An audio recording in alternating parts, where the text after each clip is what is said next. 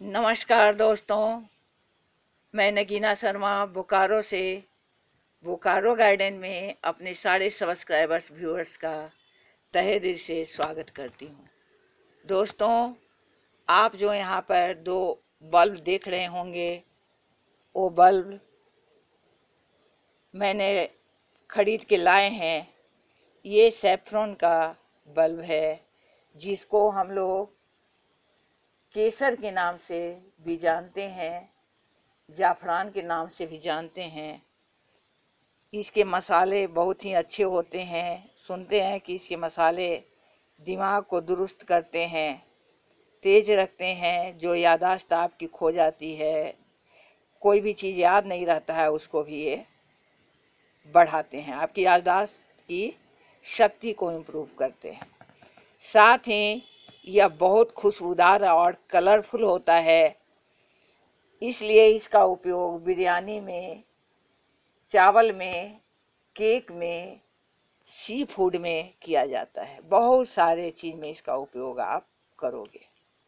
तो मैंने इसके दो बल्ब लाए हैं। आपको भी मार्केट में बल्ब नर्सरी में भी मिल जा सकते हैं। आप इसको लाकर लगा सकते हैं।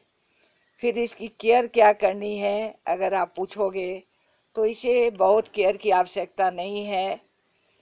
और जहाँ पर आप एक लगा दोगे, वहाँ पर ये ढेर सारे नीचे से निकल जाएंगे, इसलिए घबराने की बात भी नहीं है।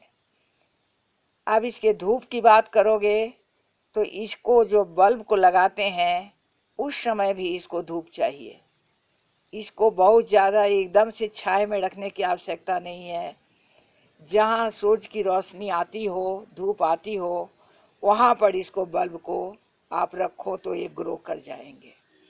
इसमें मैंने दो ला के रखे हैं। दोनों को मैं इसी पॉट में आज ग्रो करूँगी और साथ ही आपसे शेयर करती हूँ कि इसका कैसे क्या केयर करनी है।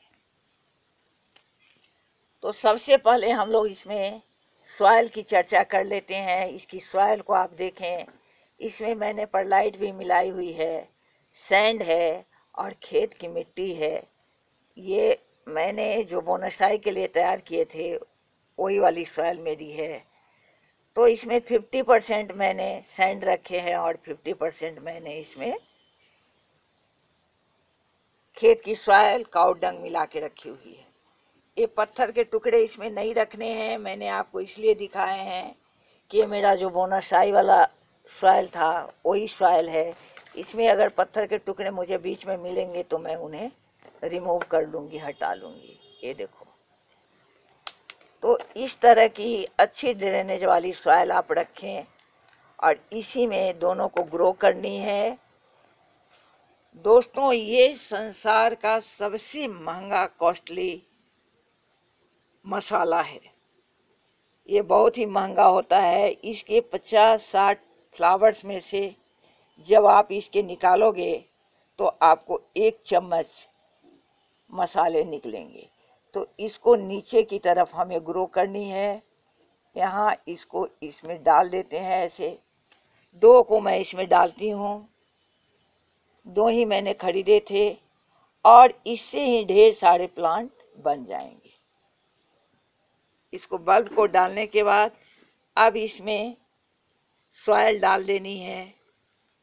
इसको आप सॉइल से भर दो। थोड़े से इसके टिप जो हैं वो ऊपर रहें तो कोई बात नहीं है, क्योंकि ये थोड़ा सा पनप गया है, आगे की ओर वृद्धि कर लिया है अपना। ये मैंने वहाँ पूछा भी था कि इसमें से तो प्लांट निकलने के जैसे हो गए हैं। ऐसा तो नहीं कि ले जाऊंगी, 1-2 दिन का टाइम मुझे लगेगा लगाने में, तो ये खराब हो जाएंगे। ऐसे इसके बल्ब जब निकलते हैं तो आप जितनी जल्दी इसके बल्ब को ग्रो कर लो, वो अच्छी बात होती है। साथ ही इस प्लांट को धूप काफ़ी चाहिए। जब इसको लगाएंगे तो धूप में रखेंगे। ठंड इसको बर्दाश्त नहीं होती है, तो अगर इसको पॉट में लगाएंगे तो ठंड के समय इसको क्या करनी है हमें कि ठंड के समय यानी आप रखो नवंबर से लेके फरवरी तक मेरे यहाँ ठंड रहती है, आपके यहाँ जब भी ठंड होती हो उसके अनुसार ठंड में इसको अंदर इनसाइड ले जाया करो प्लांट को। जब ये प्लांट बड़े हो जाएं तो उस समय फिर इसकी केयर में आपको और लेनी है कि जब इसके फ्लावर्स आने बंद हो जाएं, इसके आप इसमें ज़्यादा कुछ केयर करनी नहीं है, इसको आप हटाए नहीं। इसका आयुर्वेद में भी बहुत ढेर सारा यूज है।